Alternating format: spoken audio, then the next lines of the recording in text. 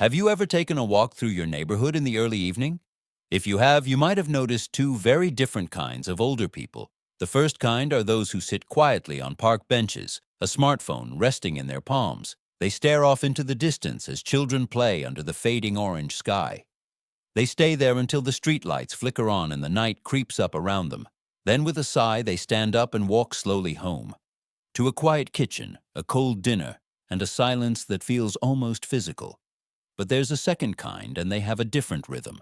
You'll see them strolling toward the community garden with a canvas bag slung over one shoulder, or carrying a covered dish, maybe homemade dumplings or a pie fresh from the oven, to share with a neighbor. Their shadows stretch long beneath the street lamps, but their energy feels bright, full of life and motion. Both groups are living in what we call the empty nest stage. Their children have grown and gone, and the once bustling house now echoes with quiet. So why is it that some turn their solitude into a fortress of loneliness, while others manage to make their days glow with warmth and purpose? I believe the answer lies in two small but powerful words: empty heart. When life loses its spiritual center, when our days are stripped of connection and curiosity, the world around us can be loud, but inside, it becomes barren. So today, let's talk about the second half of life. How can we break free from the cage of emptiness and make our days, yes, even our solitary days, steam with warmth and meaning? The empty nest doesn't have to mean an empty soul. True emotional support never comes from others alone. It has to begin within ourselves. A few weeks ago, during a local community survey, I met Margaret Evans, a 68-year-old retired schoolteacher. Her story might sound familiar to a lot of people. Before retiring, Margaret taught English literature at a public high school. Her husband passed away early, so she raised her only son by herself. Years later, he landed a stable government job in another state. And just like that, her big, comfortable house became unbearably silent. In the beginning, her days revolved entirely around her son's phone calls. She would sit in the living room, once filled with student papers and laughter, now covered in dust and silence. Out of habit, she'd cook 2 servings of dinner on weekends, only to pack one away untouched.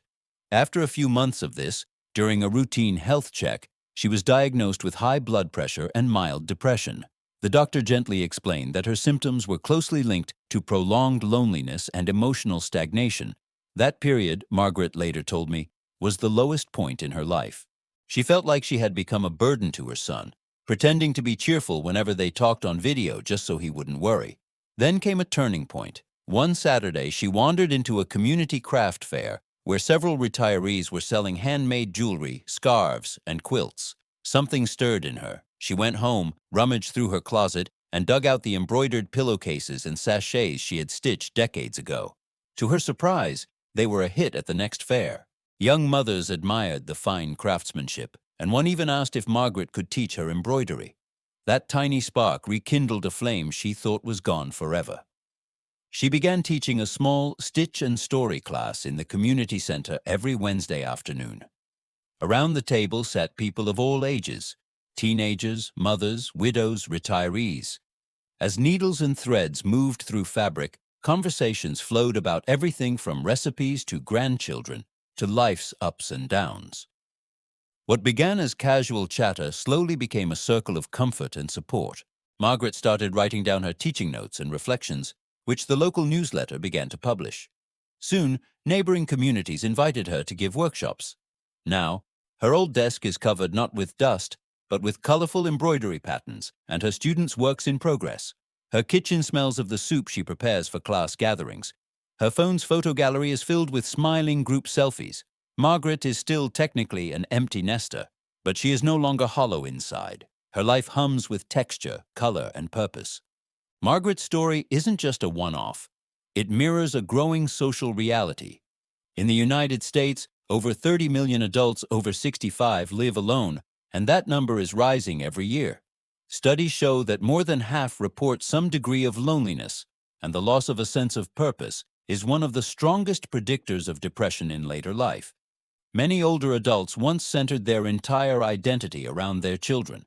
When those children leave, the emotional scaffolding collapses. The result isn't just solitude, it's a hollowing out of the spirit. The writer Thomas Wolfe once said, Loneliness is not a longing for company, it's a longing for meaning. And that captures the truth beautifully. An empty nest is simply a change in your environment. An empty heart, however, is the collapse of your inner world. The real source of security in later life doesn't come from children constantly calling or visiting. It comes from building something inside yourself, a personal foundation strong enough to carry you through silence, solitude, and change. That foundation might be a hobby, a craft, a small business, volunteer work, or simply the discipline to keep your home tidy, your meals wholesome, and your mind engaged. This brings me to the idea of adding firewood to your days and the power of ritual. Let me tell you another story. This one about Eleanor Price, an 82-year-old woman who lives in a small town in Vermont. Eleanor never married. In her youth, she worked as a seamstress in a textile factory. Now retired, she lives alone in her old family home, a cottage by the river surrounded by maple trees. Most people would assume her life must be lonely. But if you were to step inside her home, you'd be surprised. Her windowsills are lined with succulents and small ferns, each one neatly labeled with a handwritten tag showing the date it was planted. In her living room sits an old oak table, always set with a delicate porcelain tea set. Every afternoon at exactly 3 o'clock, Eleanor brews a pot of green tea and serves it with a slice of her homemade apple cake.